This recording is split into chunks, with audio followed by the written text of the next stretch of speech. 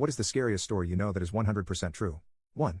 I would call it creepy more than scary, but my mom's friend had a small house and lived alone. She noticed weird things: a batch of soup depleting faster than usual, missing eggs, damp towels in the hamper when she hadn't used any, extra dishes in the dishwasher, etc. This went on for months. She thought she was just being forgetful. One day she heard some thumping around in her attic and went to investigate. She found some makeshift living quarters: small radio, hot plate, sleeping bag, pillow, food wrappers, etc. She called the cops, who came to keep an eye on the place. They caught a homeless man climbing a tree, trying to sneak into her attic window. He had been doing this almost daily. He would wait for her to go to work, then go downstairs and help himself to food and amenities. The funny part about this story is they got to know each other throughout the ordeal, and the guy was very respectful, just down on his luck. She didn't press charges. Instead, let him move in, helped him get a job, and he lived in the attic until he got back on his feet. Creepy poop with a happy ending. 2.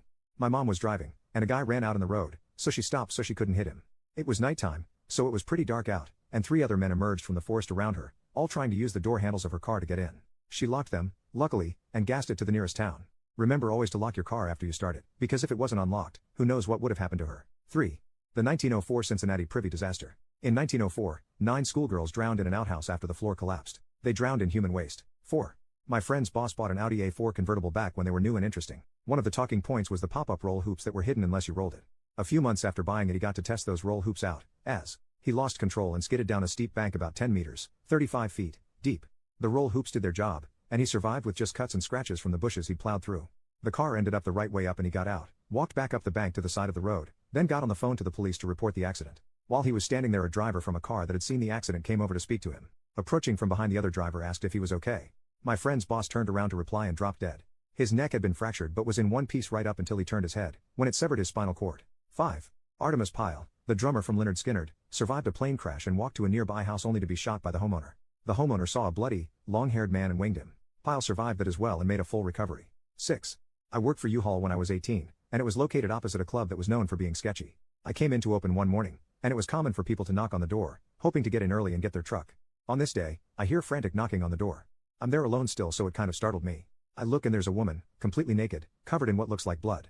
I called the cops, grabbed one of the moving blankets, and went outside to cover her up. She smelled really bad and was a mess. It ended up being blood and her own poop she was covered in. Found out later she was drugged at the club that night/early morning, roped, and left blacked out in the alley. It was just a fucked up and surreal situation to be involved in. 7. I was in a crappy motel. The room had bed bugs. I was too exhausted to go to the front desk. I just needed to make it by morning. I slept in the tub. Hours later, I heard someone breaking through the window. I had a big knife with me and ran out into the room to find a man halfway through my window. We stared for a while at each other in shock. I think we both were scared. Then he says, "Is this your room?" I'm like, "Yes, this is my room, man." More staring. Then he slowly starts backing out while cursing me for leaving my window unlocked and not expecting him to break in. 8. The guy goes into a small building and dies. Later, the investigator shows up and sees the body, calls 911, and then dies. Paramedics show up to help them, then die. The reason? Oxygen levels at head height were normal. Oxygen levels when bent over was 0. Bending over in this room unalived 4 people by asphyxiation. Edit, they could breathe. The air they were breathing contained no oxygen. The human body can't tell the difference. 9. A guy I worked with was riding his dirt bike through the woods and somebody hung a cable between 2 trees. My buddy caught his throat on it and saw the dude steal his dirt bike. Woke up in the hospital with a lacerated throat and a broken larynx. Pretty crazy what somebody will do for something so cheap. 10. The story of Mary Vincent always stands out to me. In 1978, 15-year-old Mary was hitchhiking. A man named Lawrence Singleton picked her up. He brutally roped her and eventually made her get out of the car. She planned to run, but he noticed and cut both her arms off. He threw her into a ditch/ravine and left her to die. She packed her stumps with mud to stop the bleeding and spent all night crawling out. She eventually makes it to the highway and starts walking, naked and covered in blood. The first car that saw her sped away in fear. The second car was a couple on their honeymoon. They picked her up and she survived. 11. Nutty Putty Cave in Utah was sealed up in 2009 after John Jones was trapped upside down in a small crevice while spelunking. When rescue teams finally arrived, he had been upside down for so long that his legs were drained of blood.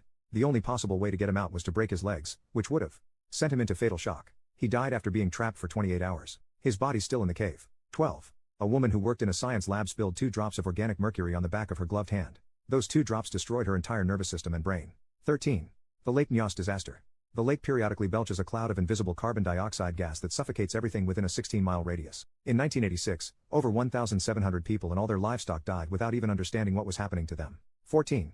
John List unalived his whole family, mother, daughter, and 2 sons. He meticulously planned the whole thing, canceling all delivery services, excusing the kids from school, and even turning the air conditioning as low as possible to preserve the bodies for as long as possible. After he unalived them all, he placed the bodies in sleeping bags and lined them up. He then wrote a letter to his pastor explaining why he had to unalive them. He then leaves and isn't heard from again. 18 years later, he's remarried and doing the same job as before, but this time he has no children. He's finally arrested after a tip was given to the FBI. The crazy thing is that because he planned it so well, the bodies weren't discovered until a month after the murder, so he had a huge head start and essentially started a new life in the same career and was heavily involved in a new church down in Virginia. Took 18 years to capture him. 15. Was working the evening shift at a gas station. A man comes in all disoriented. I go to help him out. He has a gash on his head and doesn't know where he is. I couldn't see any crashes around, so I assumed he had fallen. Usually we are supposed to stay inside the glass-shielded register area whenever anyone is in the store. I, being a nice human being, went to help while calling the police/EMS. They got there and checked him out. They thought his head may have been fractured. Took him to the ER. I went back to work. Cops stopped back by for some coffee a few hours later. They told me the guy got hit by a baseball bat trying to break into a little girl's bedroom and was wanted for rope and murder in 2 other states. I never left the register area at night again.